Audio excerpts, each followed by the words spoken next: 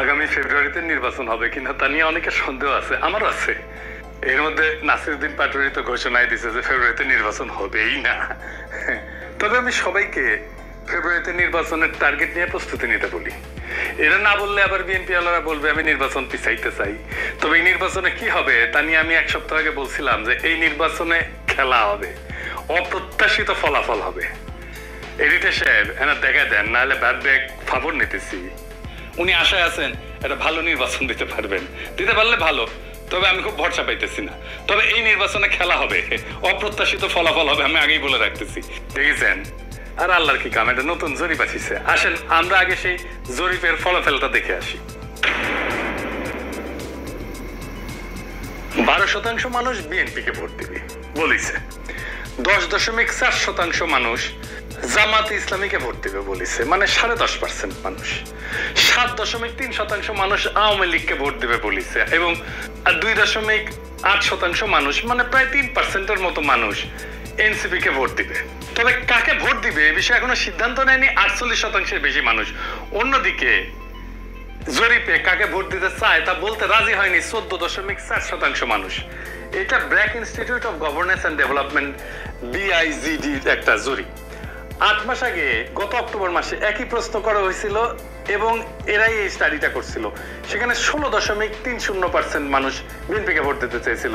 এইটা স্যার গতবার আর এইবারেরটা একটু পাশাপাশি দেখেন, তাহলে বুঝবে যে কেমন কমিছে। 11.30% মানুষ জামাতকে ভোট দিতে চাইছিল এবং 2% মানুষ এনসিপিকে ভোট দিতে চাইছিল। তার মানে জরিপ অনুযায়ী 8 মাস পরে বিএনপি এবং জামাতের ভোট কমছে, এনসিপির কি সামান্য কিছু বাড়িছে। তবে 62% মানুষ এই রাজনৈতিক দলগুলোকে ভোট দেবে না, তাই না? কারণ তারা হয় বলতে রাজি হয়নি অথবা তারা এখনো সিদ্ধান্ত নেয়নি। এরা এই 1 বছরে তাদের উপর থেকে আগের সমর্থন আরো সরাই ফেলছে, আরো ফেলবে।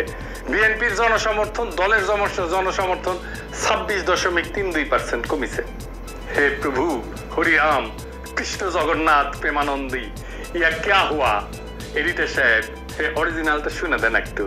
हे प्रभु हे हरि राम कृष्ण जगन्नाथ प्रेमानंदी, ये क्या हुआ? गलाव में पानी आ गया, गामछा भी खुल गया मेरा, लगती ये देखिए। সাপ্রি ইনস্টিটিউট অফ ক্রিটিক্যাল থিঙ্কিং এর হোয়াটসঅ্যাপ শাখার গলা পর্যন্ত পানি আগা।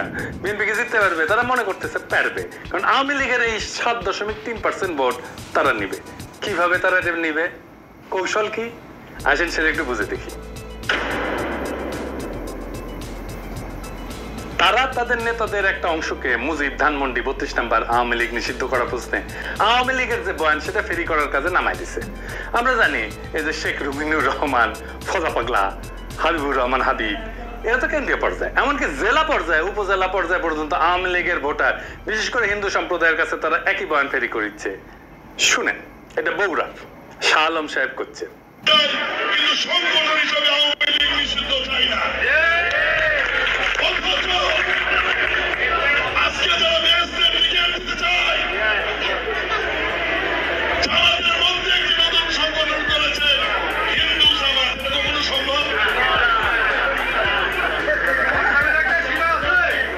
তারা এবং নতুন একটি রাজনৈতিক দল মিলে 3 দিনের ভোর আন্দোলন করে স্বাধীনতার নেতৃত্বকারী একটি রাজনৈতিক দল, বাংলাদেশের সবচেয়ে পুরনো একটি রাজনৈতিক দল, সেই দলকে বাংলাদেশে নিষিদ্ধ করেছে, যেটা রাজনৈতিক ভাবে সঠিক সিদ্ধান্ত হয়েছে বলে আমি বিএনপির একজন কর্মী হিসেবে মনে করি না।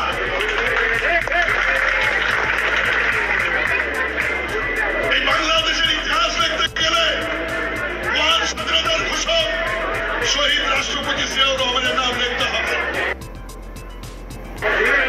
এই বাংলাদেশের স্বাধীনতার ইতিহাস রচনা করতে গেলে মুক্তিযুদ্ধের নেতৃত্বকারী দল আওয়ামী লীগের তৎকালীন সভাপতি শেখ মুজিবুর রহমানকে অস্বীকার করা যাবে না।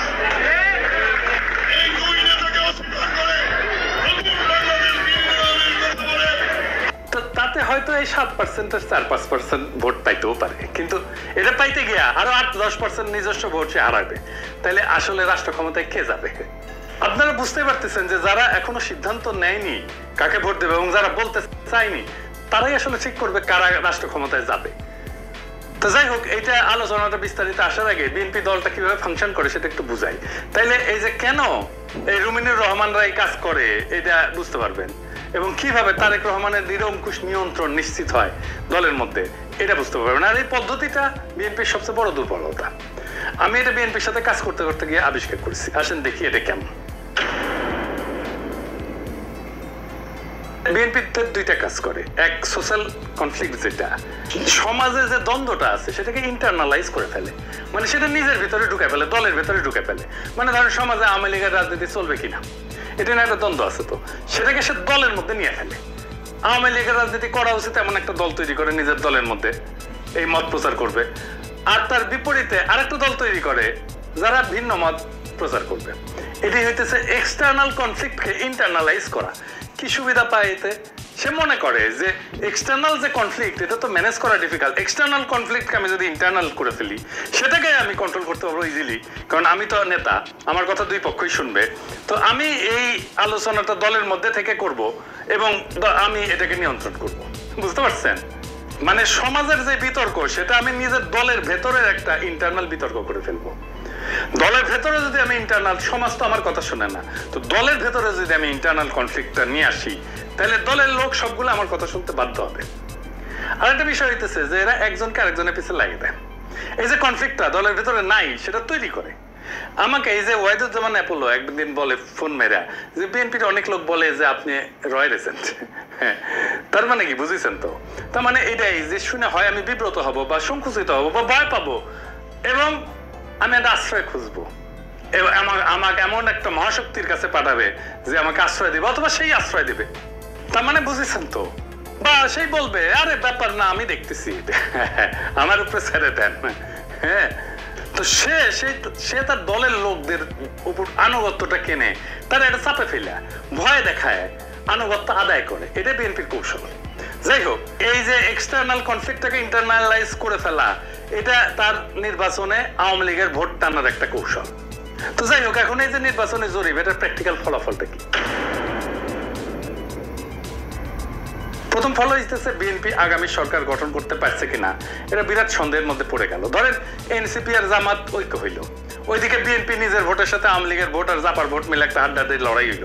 তাও কি বিএনপি বা এনসিপি জামাত ক্ষমতা আসতে পারতেছে? না, পারতেছে না।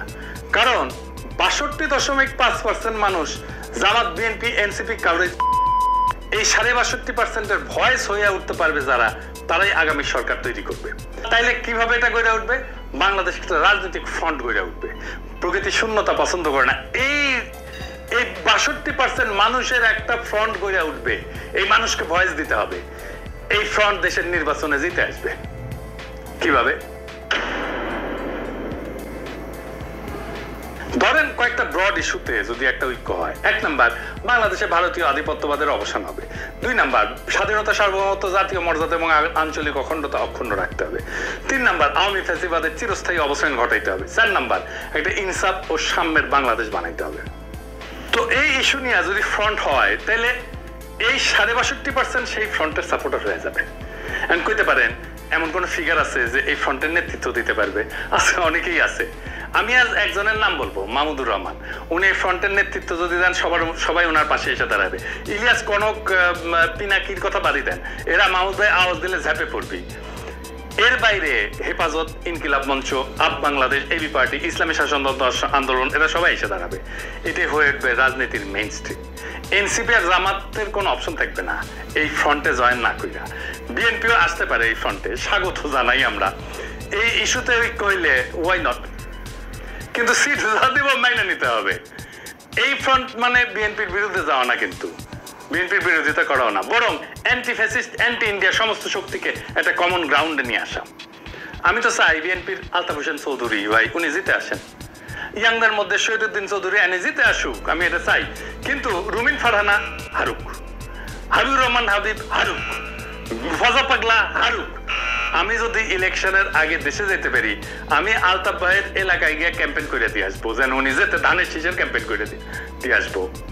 আমার ক্যাম্পেইনের দরকার নাই ওনার জেতার জন্য, উনি এমনি জিতবেন, কিন্তু আমি যাব আমার নিজের মনের শান্তির জন্য যাব, যে আমি আলতাফ ভাইয়ের ইলেকশনে কিছু কাজ করেছিলাম।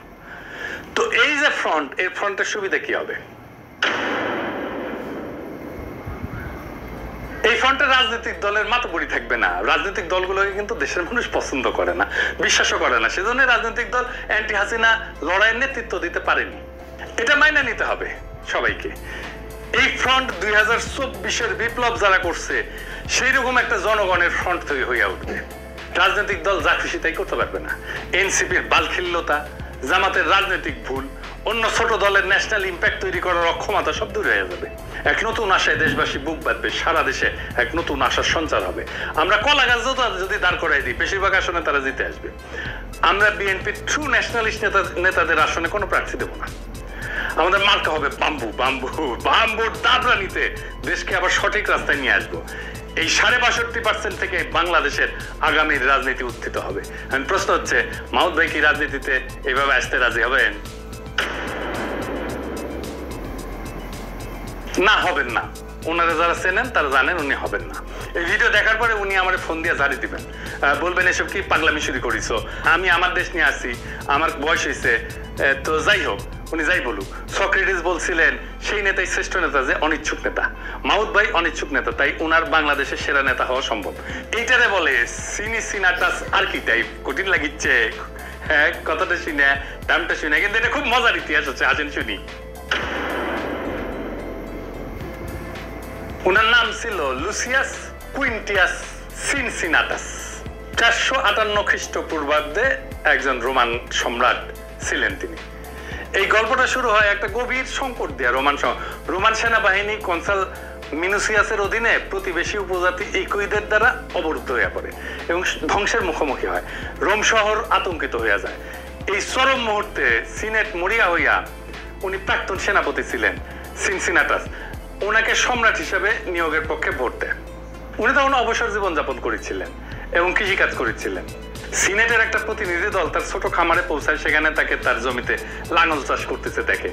দেশের ডাকে সাড়া দিয়ে সিনসিনাটাস একটা নতুন সেনাবাহিনী গঠন করে এবং অসাধারণ সামরিক অভিযানে একদিনের মধ্যে এই কুইদেরকে পরাজিত কইরা অবরুদ্ধ রোমান বাহিনীকে উদ্ধার করে রোম শহরকে রক্ষা করে। 6 মাসের জন্য ওনাকে সম্রাট বানানো হয়েছিল, কিন্তু 15 দিন বা 16 দিন পরে উনি ক্ষমতা চাইরা আবার চলে যান, ওনার ক্ষেতের মাঠে চলে যান কৃষিকাজ করতে। জর্জ ওয়াশিংটনের হিস্ট্রিও কিন্তু এইরকম। উনিও কৃষিকাজ করতে চলে গেছিলেন, ওনাকে ধরে এনে প্রেসিডেন্ট বানানো হয়েছে। জিন্না 1930 সালে হতাশ হয়ে কংগ্রেস রাজনীতি ছেড়ে দিয়ে লন্ডনে যে ওকালতি প্র্যাকটিস করেছিলেন, প্রচুর ভালো প্র্যাকটিস করেছিলেন, কিন্তু খুব প্রসার হয়েছিল, জমজমার প্র্যাকটিস, বিলাসবহুল জীবন ছিল। ওনারা ধরে এনে মুসলিম লীগের নেতা বানানো হয়েছে, আর ভারতবর্ষের ইতিহাস বদলাই গেছে। আজ আমাদের হাসান সৈয়দ সোহরাওয়ার্দী, তারও কিন্তু এরকম কাহিনী আছে। ওনার বোন বেগম শায়েস্তা ইকরামুল্লাহ সোহরাওয়ার্দীর লেখা জীবনীতে আছে। 1933 সালে সোহরাওয়ার্দী সিদ্ধান্ত নিল আর রাজনীতি করবেন না।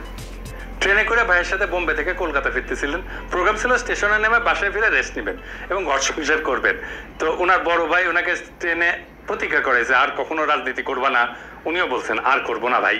তো যাই হোক, হাওড়া স্টেশনে নামার সাথে হাজার হাজার মানুষ ওনাকে ঘিরে ধরে আল্লাহু আকবর, সোহরাওয়ার্দী জিন্দাবাদ স্লোগান দেওয়া শুরু করে। ওনারা মাথায় নিয়ে মিছিল করা শুরু করে। কাম শেষ, উনি রাজনীতিতে স্থায়ী হয়ে যান। ইতিহাস বদলে যায়। আমার উপরে ছেড়ে দেন, দেশের মানুষ যদি তৈরি থাকে তাহলে মাহমুদ ভাই আসবেন এই দায়িত্ব পালন করতে। আর কারা থাকবেন না আমার কইলাম না, কইলে এখনই লাভ দিয়ে উঠবেন। আমি বলছিলাম অপ্রত্যাশিত ঘটনা ঘটবে, সেই ঘটনার জন্য তৈরি হন, আমরা ইতিহাস সৃষ্টি করব অচিরেই। বাংলাদেশের রাজনীতি এখন এক সন্ধিক্ষণে দাঁড়ায় আছে। ৬২% মানুষের নীরবতা, এটাই আসল শক্তি, এটাই আগামী সিদ্ধান্ত গ্রহণকারী হাত। তারা কারো অন্ধ অনুসারী না, বরং তারা খুঁজতেছে এমন একটা প্ল্যাটফর্ম যেখানে থাকবে আত্মমর্যাদা, সার্বভৌমত্ব, ইনসাফ আর সাম্যের নিশ্চয়তা। ইতিহাসে আমরা বারবার দেখছি, যখন জাতি প্রস্তুত তখন নেতার আগমন অনিবার্য হয়ে যায়। সিনসিনাটাসের মতো, জর্জ ওয়াশিংটনের মতো, জিন্নার মতো, সোহরাওয়ার্দীর মতো। সেই নেতা হয়তো এখনো মাঠে নাই, কিন্তু মুহূর্ত আসলেই ইতিহাসের পাতা থেকে উঠে আসবেন তিনি। আমাদের করণীয় একটাই, নিজেদের প্রস্তুত করা, মানুষের মনে আশার শিখা জ্বালায় রাখা এবং সেই ৬২% মানুষকে এক কণ্ঠে, এক পতাকার নিচে, এক স্বপ্নে ঐক্যবদ্ধ করা। এটাই হবে বাংলাদেশের নতুন ভোর, নতুন সূর্যোদয়। এটাই হবে সেই মুহূর্ত যখন আমরা ইতিহাসের বইয়ে নিজেদের নাম লিখব, শুধু দর্শক হিসেবে না, বরং সক্রিয় অংশগ্রহণকারী হিসেবে, রাজনৈতিক এজেন্সি হিসেবে, রাজনৈতিক শক্তি হিসেবে তৈরি হন। সময় আসছে আবারও 2024-এর মতো। ইতিহাস ডাক দিচ্ছে নতুন ইতিহাস লেখার। সেই ইতিহাস আমরা লিখব একসাথে। ইনকিলাব জিন্দাবাদ।